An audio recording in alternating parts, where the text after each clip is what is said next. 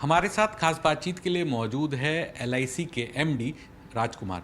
Sir, सबसे पहले मैं आपसे ये समझना चाहूँगा, अब जो नेक्स्ट इवेंट है जिस पर हर किसी की नज़रें हैं वो है यूनियन बजट। तो लाइफ इंश्योरेंस सेक्टर की बजट से क्या उम्मीदें हैं, क्या चीज़ें जो आप हैं देख रहे हैं ओवरऑल सेक्टर की ग्रोथ के लिए जो इस बजट में होनी चाहिए? लाइफ इंश्योरेंस सेक्टर जो है वो कंपनीज हैं वो दो चीज़ों पे विशेष रूप से उनकी अपेक्षा है। एक तो यह है कि सेक्शन 80C में बहुत दिनों से को बढ़ाया नहीं गया। आज के दिन भी बहुत सारे लोग जो हैं सेविंग्स करते हैं इसलिए कि 80C सेक्शन के तहत उनको रियायत मिल सके। तो इन्फ्लेशन बढ़ती जा रही है तो एक केस बनता है कि उसको बढ़ाया जाए उस अमाउंट को। दूसरा है कि एनपीएस में जो इन्वेस्टमेंट होती हैं और एन्युटीज़ में जो इन्वेस्टमेंट होती हैं लाइफ इंश्योरेंस कंपनीज़ में, उसमें एक पैरिटी लाने की एक अपेक्षा है लाइफ इंश्योरेंस कंपनीज़ की बजट से। Yes sir.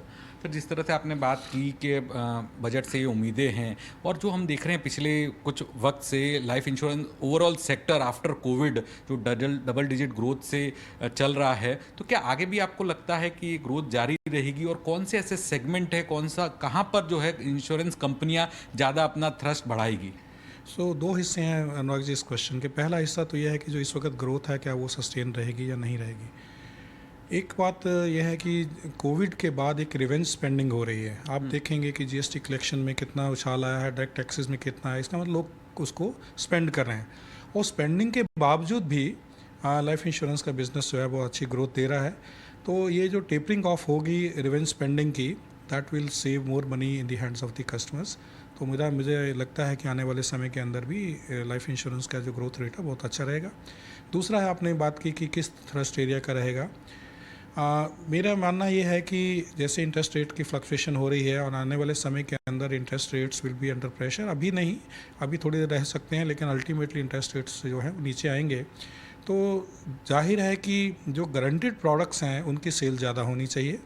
दूसरा है कि जो एन्युटीज़ हैं, ये बहुत सारे लोगों को जानकारी नहीं है कि life insurance corporation of India जो है वो एन्युटी प्रोडक्ट भी बेचती है। जो पेंशन, ये सिर्फ गवर्नमेंट सेक्टर या पब्लिक सेक्टर में काम करने वाले कर्मचारियों के लिए नहीं है, आम व्यक्ति भी उस पेंशन को खरीद सकता है।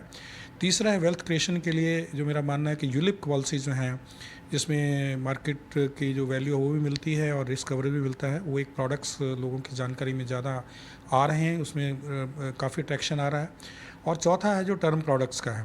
टर्म प्रोडक्ट में है कि कम से कम प्रीमियम के ऊपर ज़्यादा से ज़्यादा रिस्क कवर होना चाहिए। तो ये चार प्रोडक्ट मेरे हिसाब से जो है ये थ्रस्ट एरियाज़ रहेंगे। और पांचवा जो है आने वाले समय के अंदर हेल्थ इंश्योरेंस का भी रहेगा।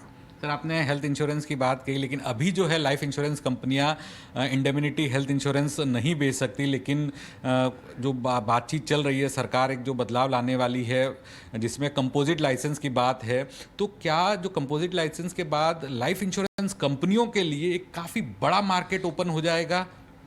अनुराग जी, आपने बहुत अच्छा स्टीक प्रश्न किया है। पहली बात तो यह है कि एक समय था जब एलआईसी कंपोजिट रूप में काम करती थी 1972 तक, जब ओरिएंटल इंश्योरेंस कंपनी एलआईसी के साथ थी। दूसरी बात यह है कि हेल्थ प्रोडक्ट्स में इंडेमनिटी बेस्ड प्रोडक्ट जो हैं वो जनरल इंश्योरेंस कंपनीज बेचती हैं और जो डिफाइंड बेनिफिट हैं वो लाइफ इंश्योरेंस बेचती हैं। ऐसा जो आपने जैसा कहा कि रेगुलेटर एक कंपोजिट लाइसेंस के बारे में सोच रहे हैं, गवर्नमेंट उसके ऊपर विचार कर रही है। तो मेरा मानना है कि लाइफ इंश्योरेंस कॉरपोरेशन की जो डिस्ट्रीब्यूशन नेटवर्क है, 13.5 लाख एजेंट्स हैं और पुराना एक्सपीरियंस है, नेटवर्क है, सब कुछ है, तो हमारे लिए एक बहुत एक्साइटिंग स्पेस होगा फ्यूचर में इसमें कार्य करने के लिए। और हम बोथ ऑर्गेनिकली और इनऑर्गेनिकली ग्रो करने के लिए कॉरपोरेशन को तैयार रहना होगा और इसके लिए जो उचित समय के ऊपर उचित निर्णय हम लेंगे। सर, आपका कहना मतलब क्या कंपनियां जो कंपोजिट लाइसेंस आएगा, पूरे सेक्टर की बात कर रहा हूँ, तो उनका लाइफ इंश्योरेंस कंपनियों का नॉन लाइफ यानी जनरल इंश्योरेंस की जगह हेल्थ के ऊपर ज़्यादा फोकस रहेगा, यानी वो प्रॉपर्टी मोटर वगैरह में नहीं जाके हेल्थ पे ज़्यादा फोकस देंगे? नहीं, मेरा ऐसा मानना नहीं है अनुराग जी, क्योंकि अगर आपका जो भी डिस्ट्रीब्यूटर है उसके लिए भी आपको एक वैल्यू क्रिएट करनी है, उसके लिए वेल्थ क्रिएट करना है, तो उसको वो सारा स्पेस देना चाहिए जिसमें वो काम कर सके। जैसे हम ये कहते हैं कि 83% गैप है, प्रोटेक्शन गैप है लाइफ इंश्योरेंस सेगमेंट में, तो मेरा मानना यह है कि जनरल इंश्योरेंस में तो उससे भी कहीं ज़्यादा है। लोग जो अगर गाड़ी का बीमा करवाते हैं या व्हीकल का या वाहन का बीमा करवाते हैं तो इसलिए करवाते हैं कि लॉ ने कहा हुआ है। बट उसके बाद फायर इंश्योरेंस है, थेफ्ट है, बहुत सारा के इंश्योरेंस है जो अभी भी नहीं हो रहा है। और मेरा ये मानना है कि जैसे जैसे इसके बारे में लोगों में जानकारी बढ़ेगी और सेंट्रल गवर्नमेंट उसमें बहुत प्रयास कर रही है, ये बिज़नेस जो बढ़ता जाएगा। और मैं कोई कारण नहीं समझता है कि अगर कंपोजिट लाइसेंस लेना है तो सिर्फ उसके बाद हेल्थ पे कंसंट्रेट करना। मेरे विचार से सारी लाइन ऑफ बिज़नेस के ऊपर लाइफ इंश्योरेंस कंपनीज और एलआईसी पर्टिकुलरली उस पर कंसंट्रेट करेगी। सर, एक चीज़ आपसे और समझना चाहूँगा। आपको एलआईसी के अंदर 40 साल से ज़्यादा का वक्त हो गया, 40 साल से आप एलआईसी के अंदर इंश्योरेंस को इवॉल्व होते हुए देख रहे हैं। तो इन 40 सालों में इंश्योरेंस कितना बदला है, कितनी ग्रोथ हुई है, और अगले जो 40 साल तो बहुत लंबा पीरियड हो जाएगा, लेकिन अगर हम अगले एक दशक की बात करें तो आप इंश्योरेंस इंडस्ट्री को, स्पेशली लाइफ इंश्योरेंस इंडस्ट्री को, कितना और आगे बढ़ते हुए देख रहे हैं? अनुराग जी, मैंने 1984 में ज्वाइन किया था, तो उस वक्त भी लाइफ इंश्योरेंस को बेचना बहुत मुश्किल काम था, एक्सेप्टेबिलिटी नहीं थी। रूरल एरिया में पर्टिकुलरली एलआईसी ने इसमें बहुत प्रयास किया है। परंतु अगर पूरे आंकड़ों का हम आज भी आंकलन करें तो आज भी लाइफ इंश्योरेंस बिजनेस जो है एक पुश प्रोडक्ट है, पुल प्रोडक्ट नहीं है। लोग खुद नहीं खरीदते हैं, बहुत कम खुद खरीदते हैं, ज़्यादातर इसको बेचना पड़ता है। लेकिन पिछले 40 साल में मैंने देखा है कि इसमें बहुत तरक्की हुई है। प्रीमियम जो सम एश्योर्ड से हम प्रीमियम पे आए, और जब सेक्टर खुला तो एलआईसी भी लगभग 5,000 करोड़ का प्रीमियम करती थी। अभी कई गुना उससे 27-28 गुना से ज़्यादा प्रीमियम लास्ट ईयर हुआ है।